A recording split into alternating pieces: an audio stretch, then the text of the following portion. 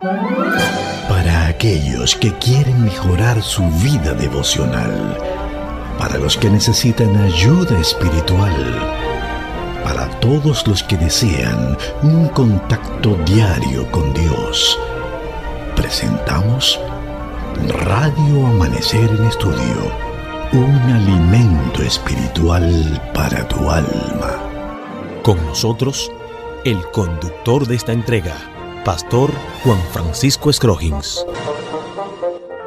Señores, aquí estamos una vez más con ustedes en esta entrega de Radio Amanecer en Estudio. Estamos listos para hacer la introducción de la penúltima lección del trimestre. Estaremos hablando sobre el tema general, juzgado y crucificado. Esa es la lección número 12 y cuyo título, juzgado y crucificado, estaremos viéndola en esta semana con un pasaje de la Biblia que va a servir de fundamento en parte de lo que estaremos viendo en dicha semana. Y a la hora novena Jesús exclamó a gran voz, Eloi, Eloi, lagma sabachthani, que quiere decir, Dios mío, ¿por qué me has desamparado? Ese es el pasaje de la Biblia que va a servirnos de fundamento. Marcos 15:34. Aquí en cabina saludamos al pastor Ángel Dayan de la Cruz, quien está con nosotros en los comentarios a estas lecciones. Pastor, nuestro Dios del cielo continúa derramando bendiciones en usted, su esposa y sus hijos. Amén, muchas gracias. Lo mismo, recíproco, le devuelvo a usted para que junto a los suyos también sigamos viendo los resultados de la guianza divina en su vida y ministerio que durante tanto tiempo ha desarrollado. Y este compañerismo que Dios nos ha permitido tener y ser edificados de la manera como el contenido de la lección número 12 nos va a ofrecer, y todo lo que hemos visto hasta la lección número 11 en el estudio de este Evangelio según Marcos, ha sido de gran bendición y crecimiento en lo particular. Personalmente lo digo, porque el que mayor bendición recibe no es usted que está recibiendo o yo que estoy recibiendo, sino el que da. Y en este caso realmente he estado creciendo junto a ustedes en el desarrollo de este tipo de lecciones. Gracias a Dios, gracias a ustedes, amigos y hermanos, que siempre nos retroalimentan con sus opiniones, comentarios y sugerencias, sus preguntas también e inquietudes. Es grande y qué bueno que somos un pueblo que va creciendo y que la palabra es la ley de justicia, regla de fe en el nombre del Señor. Qué bueno, seguimos estudiando la palabra de Dios, por lo cual en este momento pedimos iluminación de Dios para abrirla, para estudiarla. Oramos. Maravilloso Padre, Dios de bondad, de misericordia, una vez más nos sentimos agradecidos de Dios por el cuidado providencial para nuestra vida y para nuestras familias. De una manera especial rogamos que el Espíritu Santo siga guiando, al cual nos entregamos para que nos siga convenciendo de justicia, de juicio, de pecado, en cualquier área de nuestra vida que necesite arreglo, transformación, regeneración. Estamos en tus manos. Ahora ilumínanos para que el estudio de este día pueda ser conveniente y de mucha fortaleza y capacidad espiritual. Hoy y siempre te lo rogamos, en el nombre de Jesús. Amén. Amén. Vamos a nuestra parte introductoria. De antemano queremos decirle que nos vamos a detener por algunos minutos, buenos minutos, para explicar algunos detalles de interés que usted debe manejar muy bien cuando se está hablando acerca del juicio que se le hizo a nuestro Señor Jesucristo. Conforme a lo que dice la lección en su primera parte, la primera parte del título, juzgado, y luego en el desarrollo de las lecciones de esta semana, pues estaremos viendo el acto de crucifixión que significó y por qué se llevó a Cristo allí a una cruz. De manera que el juicio de Jesús, de entrada queremos decirle, tiene diferentes vertientes. Hay algunos autores que dicen que el juicio de Jesús se hizo de manera legal, pero cuando se consultan fuentes de plena autoridad, especialmente de cómo se realiza un juicio, en tiempos de Cristo, y algunos autores, abogados por supuesto, personas que saben de leyes de Medio Oriente ahí, nos informan que ciertamente el juicio de Jesús fue un proceso ilegal de muchas maneras y fue condenado en una forma también fraudulenta. De manera que en la época de Cristo la mayoría de los judíos que involucraban procedimientos penales tardaban incluso semanas, si no meses, en llevarse a cabo. Pero todos los juicios a los que Jesús fue sometido se resolvieron, señores, tan solo en 9 horas a partir de su arresto. Fueron hechos en privado, en secreto, y también vamos a tomar en cuenta algunos detalles. ¿Quiénes formaban la turba que arrestó a Jesús? La respuesta a esa pregunta nos llevará a ver algunos errores en esa secuencia cuando se arresta a Jesús y luego se lleva a juicio. Así es que, Pastor Machuca, ¿qué le parece si vemos algunos detalles en torno al arresto de Jesús? Noten ustedes que, primeramente, Jesús fue arrestado ilegalmente. Judas, pues, tomando una compañía de soldados y alguaciles de los principales sacerdotes y de los fariseos, fue allí con linternas, antorchas y armas. Pero Jesús, sabiendo todas las cosas que le habían de sobrevenir, se adelantó y les dijo: ¿a quién buscáis? Le respondieron: a Jesús Nazareno. Jesús les dijo: yo soy. Y estaba también con ellos Judas, el que lo entregaba. Respondiendo Jesús: os he dicho que yo soy. Pues si me buscáis a mí, dejad ir a estos. Eso es lo que nos dice Juan capítulo 18, versículos 3 hasta el versículo 5.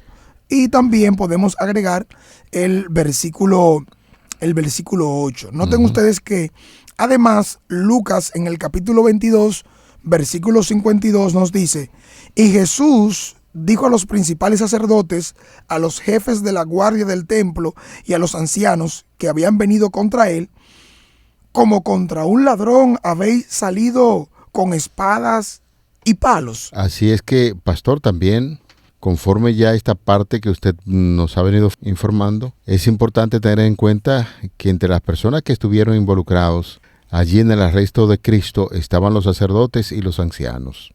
¿Quiénes eran ellos? Bueno, en este caso, sus jueces. Entre ellos también estaban los mismos que sobornaron a Judas. Además, Jesús fue arrestado en secreto durante la noche. No lo arrestaron bajo ningún cargo formal en ningún crimen. No presentaron cargos, no hubo ninguna orden de arresto, ni declaración de lo que había hecho. Simplemente lo arrestaron, y al contrario de lo que el señor Hosband dice en su libro, no había fundamentos jurídicos para llevar a cabo ese arresto de Jesús. Nadie, absolutamente nadie, había presentado algún testimonio o evidencia de culpabilidad ante el Sanedrín judaico, a través del cual podrían haber solicitado una orden de arresto. Tengamos en cuenta lo que realmente declara la ley judía. El filósofo y traductor bíblico judío Samuel Vandelson dice en su jurisprudencia criminal de los antiguos hebreos lo siguiente: el testimonio de un cómplice, por ejemplo Judas, no es admisible de acuerdo con la ley rabínica, ni la vida de un hombre, ni su reputación se pueden ver amenazadas por la malicia de alguien quien ha confesado ser un criminal. Se pueden ver que en principio el hecho de que Judas haya aceptado un soborno de parte de los jueces ciertamente era una prueba de que Judas era también culpable de un delito. Por lo tanto, es importante que podamos detenernos en eso y reflexionar en todo esto que se está dando. De manera ilegal se violan los diferentes derechos que también impugnan a los que están involucrados como acusadores. O sea, es una vuelta que se está dando aquí, como decimos nosotros, que cuando usted la analiza y la quiere poner derecha, ahí estarían presos todos. Claro, eso es una declaración de un filósofo y traductor bíblico que sabe de eso, como es el caso de Samuel Mendelssohn. Otra parte importante que nosotros podríamos considerar al introducir lo que es el juicio de Cristo fue un procedimiento privado, nocturno, y conforme a algunos detalles y elementos, el primer paso en el juicio de nuestro Señor Jesucristo fue una audiencia preliminar en un procedimiento privado nocturno ante Anás, quien había sido sumo sacerdote. Esto fue una reunión improductiva, porque el mismo Caifás, que es yerno de Anás, era de hecho el sumo sacerdote ese año. Finalmente, Anás ató a Jesús y lo envió a Caifás conforme a lo que nos dice el Evangelio de Juan, capítulo 18, los versículos 12 y 13 y 19 al 23. De manera que los gemelos franceses, Agustín y Joseph Legman, dicen en su libro Jesús ante el Sanedrín, no se debía celebrar en la corte ninguna sesión antes de que se ofreciera el sacrificio matutino. No estaban permitidas las reuniones nocturnas. La ley solo permitía una investigación de ese tipo durante el día. Así es que, siendo Cristo procesado de forma privada y nocturna, estaban desobedeciendo justamente lo que enseñaban las leyes en su tiempo. Noten que el Sanedrín obró de manera ilegal al llevar a cabo el juicio de Jesús antes del amanecer. Hay que tener en cuenta que la investigación preliminar ante Anás no trajo consigo evidencia de ningún tipo. Eso es importante tomarlo en cuenta. En lugar de desechar el caso, procedieron a celebrarlo en una corte ilegal. ¿Por qué era ilegal?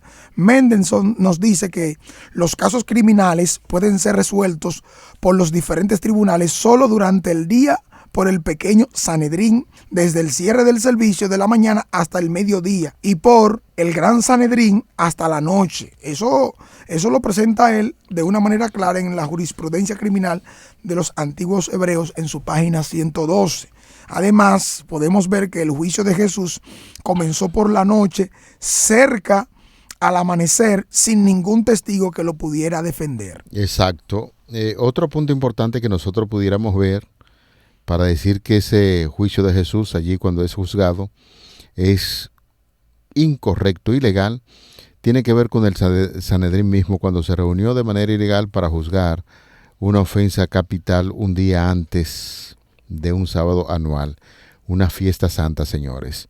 En el libro Martirio de Jesús de Isaac Weiss leemos lo siguiente: a ningún tribunal de justicia en Israel se le permitía celebrar secciones los sábados o en algunas de las 7 fiestas bíblicas. En caso de un delito capital, ningún caso podía comenzar el viernes ni en el día previo a una fiesta santa, porque no era legal aplazar ese tipo de casos más allá de la noche ni continuarlos durante el sábado o alguna fiesta santa. De manera que los opositores de Jesús violaron, señores, su propia ley al arrestar a Jesús durante el día anterior a un sábado anual, el primer día de panes sin levadura. Notamos que el juicio de Jesús fue ilegal porque concluyó en un solo día. La ley judía dice que un caso criminal que resulta con la absolución del acusado puede concluir el mismo día en el que comenzó el juicio. Pero si hay que dictar una sentencia de muerte, no puede concluir antes del día siguiente, según la misma Mishnah nos hace referencia en relación con los datos para el Sanedrín. Esto se daba para dar suficiente oportunidad para que se pudiera presentar cualquier testigo a favor del acusado, pero el tribunal aquí no le dio esa oportunidad a Jesús. Dentro de las acciones que de manera ilegal se hizo en el juzgado, las acusaciones contra Jesús eran falsas y carecían de pruebas. Por eso, siguiendo con esta idea, la corte dictó la sentencia contra Jesús sin evidencia real que la soportara. La única evidencia que fue presentada por testigos ante el tribunal fue por parte de los testigos falsos, pero su testimonio ni siquiera fue usado por el momento de dictaminar la pena de muerte para Jesús. Esto fue lo que sucedió. 2 falsos testigos, conforme nosotros leemos el relato bíblico, fueron allí y testificaron de que Jesús había dicho: nosotros le hemos oído decir, yo derribaré este templo hecho a mano y en 3 días edificaré otro hecho sin mano, señores. En Marcos capítulo 14, verso 58, los líderes religiosos utilizaron este testimonio como prueba en contra de Jesús, pero esta prueba en realidad no correspondía a lo que dijo Jesús. Él no dijo las palabras hecho a mano. Jesús no se refería al templo físico de Herodes, erigido por manos humanas, sino a su propio cuerpo que iba a ser levantado de entre los muertos 3 días después de su muerte. Si leemos, por ejemplo, en el Evangelio de Juan, capítulo 2, versículos 19 y 21, vemos lo que realmente dijo Jesús. Las palabras hecho a mano no se encuentran allí. Además, necesitamos tomar en cuenta la pregunta que el sumo sacerdote le hizo a Jesús. Fíjese que no tenía nada que ver con la acusación. Jesús fue acusado bajo un falso cargo de que él iba a destruir y después a reconstruir el templo físico en un periodo de tiempo de 3 días. Es imposible que se entienda esto de una manera racional, pero el tribunal lo condenó por otro asunto totalmente diferente a lo cual se estaba presentando la acusación. Muy diferente. Fíjense que podemos analizar el hecho. El sumo sacerdote lo interpeló, mas Jesús callaba. Entonces el sumo sacerdote le dijo: te conjuro por el Dios viviente que nos digas si eres tú el Cristo, el Hijo del Dios. Jesús le dijo: tú lo has dicho, y además os digo que desde ahora veréis al Hijo del Hombre sentado a la diestra del poder de Dios y viniendo en las nubes del cielo. Entonces el sumo sacerdote rasgó sus vestiduras diciendo: ¡ha blasfemado! ¿Qué más necesidad tenemos de testigos? He aquí ahora mismo habéis oído su blasfemia.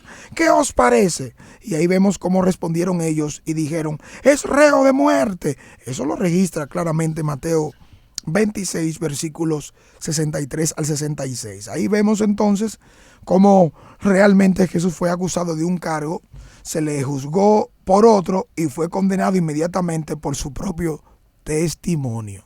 Señores, qué cosa. ¿Cómo vemos todo este proceso que se le llevó a cabo a Jesús? El tribunal no trató de probar quién era el Hijo del Hombre. Por supuesto, ellos creían que Jesús se refería a sí mismo. Los líderes preguntaron a Jesús a lo largo de todo su ministerio quién era él.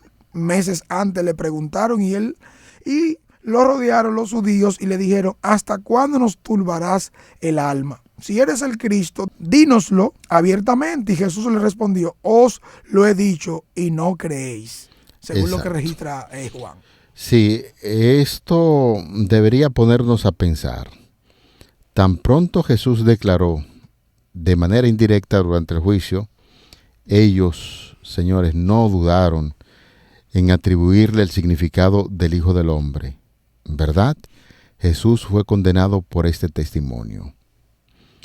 Incluso, citando al señor Radin en su libro El juicio de Jesús de Nazaret, es importante destacar lo siguiente. Admite que los testimonios de Jesús no fue una blasfemia. En las páginas 248 y 249 se dice allí: la blasfemia que menciona el Pentateuco o la Torá es una maldición literal en contra de Dios o de un desafío directo hacia Él. Y definitivamente Jesús nunca hizo esto. Más importante aún, Jesús era el verdadero Mesías, el Hijo de Dios. Entonces su testimonio era verdad, no una blasfemia. Es decir, que en ese punto, incluso ese juzgado que se reunió allí para condenar a Jesús, lo hizo de manera incorrecta. Otro aspecto que debemos tomar en cuenta en el punto que estamos analizando es que la condena de Jesús por parte del Sanedrín fue legal. Fue ilegal porque las personas que debían votar en su contra no estaban presentes. No estaban presentes. De acuerdo con el relato que Marcos nos da, veamos lo que sucedió en el juicio de Jesús antes del amanecer. Marcos 14:64 dice: habéis oído la blasfemia. ¿Qué os parece? Y todos ellos le condenaron, declarándole ser digno de muerte. Entonces, vemos ahí cómo fue unánime entre todas las personas que se habían reunido. O sea, no hubo una investigación, no se hizo ningún interrogatorio para saber si Jesús había blasfemado o no. Vemos que simplemente utilizaron su testimonio en su contra sin investigar lo más profundo o lo que tenía que ver con el fondo de esta declaración de una manera directa. O sea que todo lo hicieron inmediatamente, de una forma instantánea y simultánea. Lo que condenó a Jesús fue un espíritu de mafia, sin lugar a dudas. Eso es lo que podemos ver en cada una de estas cosas. Por eso Samuel Mendelssohn, acerca de este procedimiento, presenta que un verdadero veredicto de culpabilidad simultáneo y unánime emitido el mismo día del juicio tiene el efecto de una absolución. Una nota al pie de la página explica que esto puede ser de esta manera. Por muy contraria a la razón que puede parecer esta norma, está fundada en la humanidad rabínica y como consecuencia necesaria de la ley rabínica. Acabamos de ver que con muy buenas razones un veredicto de culpabilidad no puede ser emitido el mismo día de la indagación, pero cuando todos coinciden repentinamente en la condena, no parece que el condenado es víctima de una conspiración y que el veredicto es el resultado de una causa y sería una deliberación tranquila, a lo mejor. Eso es así. En esa misma línea de pensamiento, Pastor Machuca y amigos oyentes, sería bueno destacar que ese veredicto en contra de Jesús fue simultáneo y unánime. A pesar de la ley que requería que al menos una persona del consejo fungiera como abogado defensor, lo cual esto nunca sucedió. Además, el sumo sacerdote rasgó sus vestidos durante el juicio, conforme a lo que dice Marcos 14:63 y Mateo 26:65. Un sumo sacerdote tenía prohibido rasgarse sus vestiduras, y el sumo sacerdote, entre sus hermanos, sobre cuya cabeza fue derramado el aceite de la unción y que fue consagrado para llevar las vestiduras, no descubrirá su cabeza ni rasgará sus vestidos. Señores, por eso Jesús en una ocasión llamó ignorante a esta gente, porque esa declaración está en Levítico capítulo 21, versículo 10 y 10:6, y esto sucedió con el sumo sacerdote. Son ignorantes voluntarios, pastor. Claro, y al parecer este sumo sacerdote rasgó sus vestidos para suscitar emoción, para perjudicar a otros. Debió en este sentido haber mantenido la calma para que no se cometiera ningún error al emitir juicio. Pero en el día de juicio de Jesús estos requerimientos no se cumplieron. En lo absoluto ninguno, pastor. Así es. El libro de Isaac Weiss, en el martirio de Jesús, explica que la ley en este punto tenía otros elementos que debían contemplarse. Fíjense que dice: si ninguno de los jueces defendió al culpable, todos lo declararon culpable. Sin tener ningún abogado en el tribunal, el veredicto de culpabilidad era inválido y la sentencia de muerte no podría haber sido ejecutada, según se entiende, según lo registrado acá. Entonces Jesús fue condenado en contra de las leyes de ellos.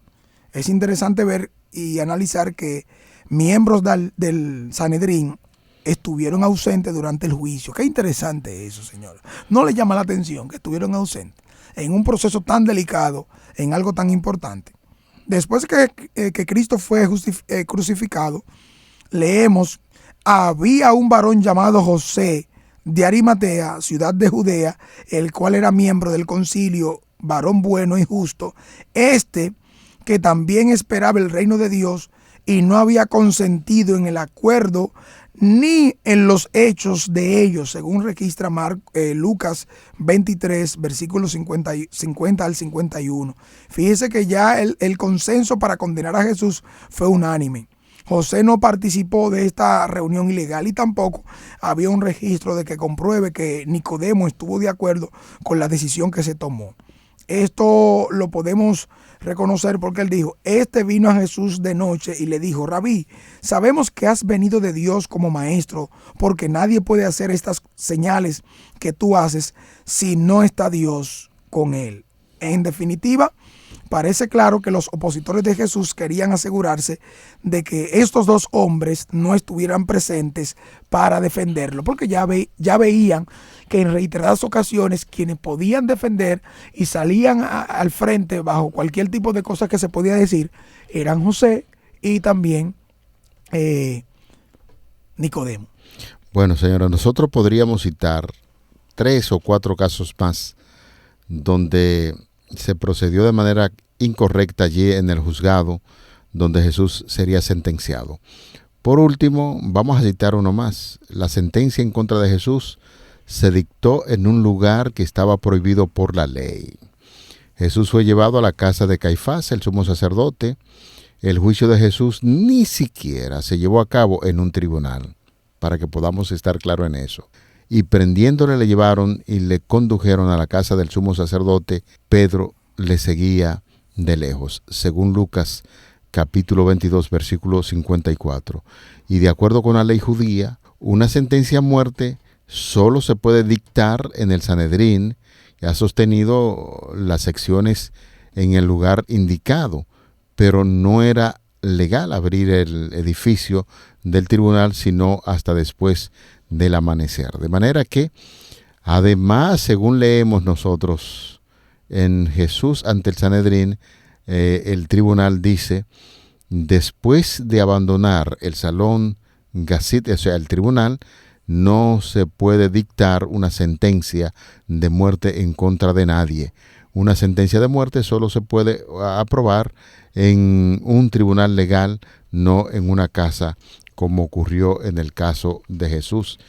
Y es así como nosotros podríamos pasarnos un buen tiempo más ventilando todas las cosas que se hicieron de manera irregular e ilegal en el caso de nuestro Señor Jesucristo. De manera que esta parte quisimos hacerla para que usted pueda estar bien fundamentado que el juicio de Jesús que se hizo fue irregular e ilegal, y luego nosotros estaremos dedicando en algunos segmentos más, también estaremos hablando sobre ese juicio y estaremos hablando de lo que significaba llevar a alguien a la cruz, un crucificado. Más que suficiente ha sido el aporte con estas puntualizaciones en relación con el juicio a Jesús. Y más aún, nosotros debemos estar conscientes en quién hemos creído, Jesús nuestro Salvador. Es bueno tener en cuenta eso y pedirle a Dios que Él nos dirija a mantenernos bajo toda justicia, obedeciendo y siguiéndole como corresponde. Amén. Oremos. Buen Dios, ayúdanos a verte como aquel que nos redimes, que nos salvas y nos das tu justicia imputada, aunque no lo merecemos. Por tu amante bondad y misericordia la recibimos. Ayúdanos a amarte de todo corazón y a compartir eso con los demás. Gracias, Señor, por escucharnos. En el nombre de Jesús. Amén. Para aquellos que quieren mejorar su vida devocional, para los que necesitan ayuda espiritual, para todos los que desean un contacto diario con Dios, hemos presentado Radio Amanecer en Estudio, un alimento espiritual para tu alma.